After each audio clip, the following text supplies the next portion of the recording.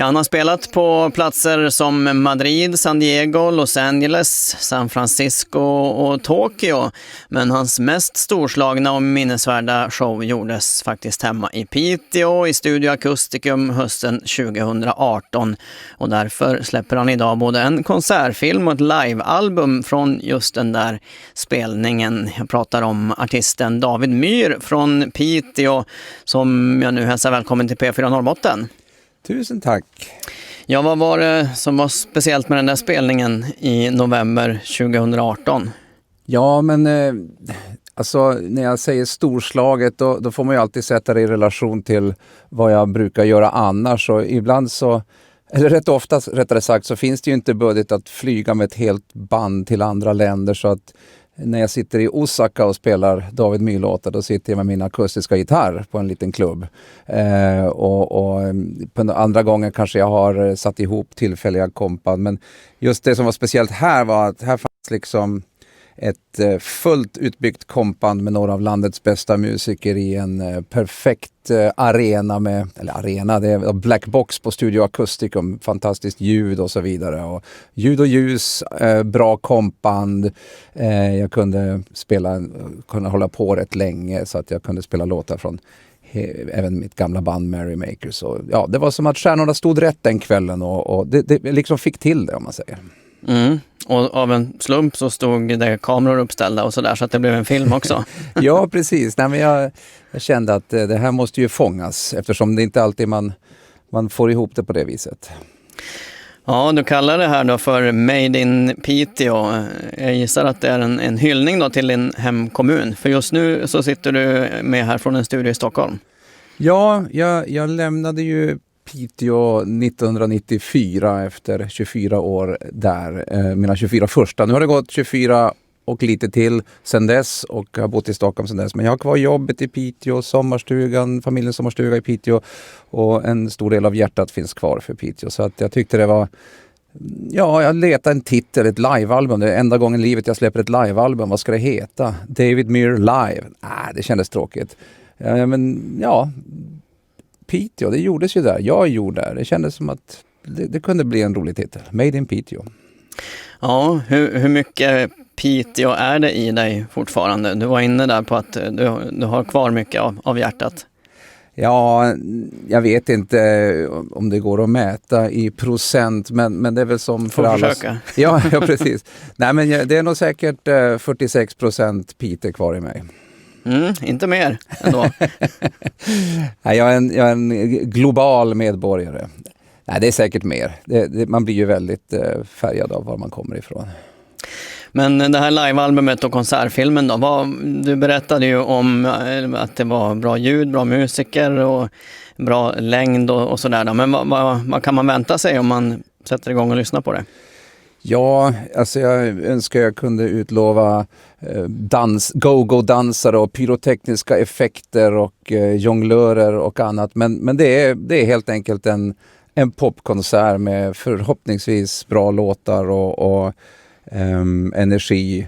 Så att det är musiken som står i fokus. Det är liksom min genre, som är ju vad ska man kalla den? Traditionell poprock eller powerpop om man ska vara specifik. Den bygger ju inte på några vilda scenshower eller så. Men på sista låten kan man faktiskt se mig hoppa lite grann. Så då blir det lite action.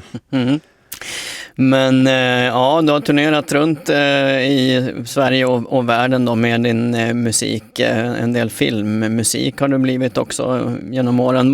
Vad pysslar du med nu för tiden då? För nu är det här släppt så att säga, det här albumet. Ja, precis.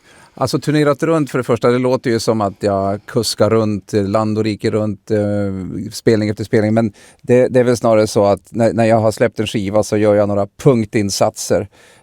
Hade jag haft en större publik så hade jag väl kunnat åka på riktiga turnéer. Men jag gör några nedslag där jag har lite publik, och det är just Japan, Kalifornien och Spanien som råkar vara 3 ställen på jorden där min musik har nått ut, så att där har jag spelat lite grann. Men ja, hur kommer det sig? Ja, det kan man spekulera i. Det är ju en jättesvår fråga, det här med relationer mellan svensk musik och Japan. Det var ju någonting som blomstrade där på 90-talet, och det gick ju så långt att det fanns ju till och med en avdelning på skivbutikerna för svensk musik mitt bland alla andra genrer.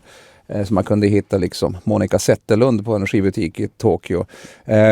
Och i den exportvågen så ingick ju vårt band Merrymakers. Så att det är väl den kontakten som finns kvar. Nu har ju det där ändrat sig lite grann, men det finns några entusiaster kvar där. Och Spanien har alltid varit öppet sinnade för den här typen av musik och jag tycker det är kul att se. Men jag kan inte förklara det. Varför gillar man powerpop i Spanien men inte i Italien? Det vet jag inte. Vi kan spara frågan om kommande projekt en stund här, men vi ska lyssna på en av dina låtar här som har spelats en del i P4. The Perfect Place heter den. Vad kan du säga om den? Ja, en låt jag har knoppat ihop helt själv bland annat, eftersom på plattan var det många låtar jag hade skrivit med andra, bland annat amerikanska låtskrivare. Men jag fick hjälp av min producent Andreas Dahlbäck där i det att han hittade två låtidéer som jag hade som faktiskt passade ihop. Så att det är 2 låtar igen kan man säga, The Perfect Place. I know there is a lot to be found. Perfect place. Perfect place.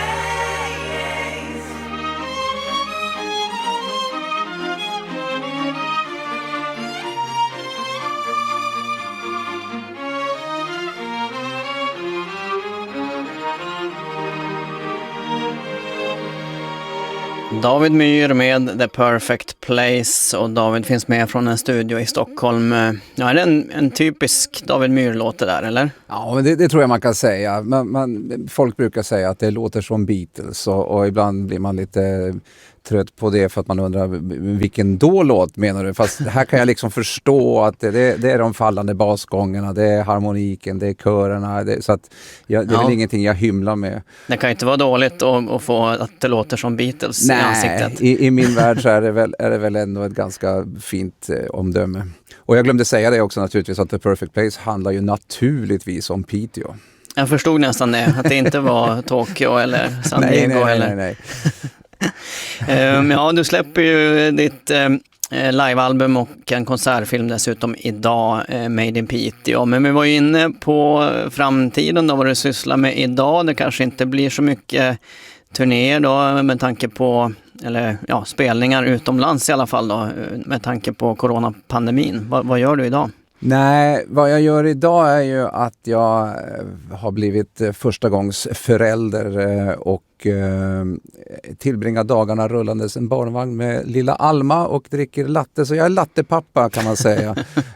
Jag tjuvjobbar lite grann här och där också, så undervisning och så att det är mest det som gäller. Jag tror att det kommer bli riktigt svårt att sno ihop ett album närmaste tiden. För det är extremt tidsödande process, åtminstone om man är som jag. Det ska skrivas låtar och det ska pillas och det ska fixas in i det oändliga. Så att första albumet Soundshine kom 2012, andra Lucky Die 2018, så vi får väl hoppas att jag hinner före 2024 med ett tredje album. Men en singel kanske du kan peta in någonstans? Ja, men det känner jag mig själv rätt så pockar det på. Så det kommer nog ploppa upp lite saker framöver. Men det finns inget just nu planerat. Tack så mycket och lycka till med allt, David Myhr.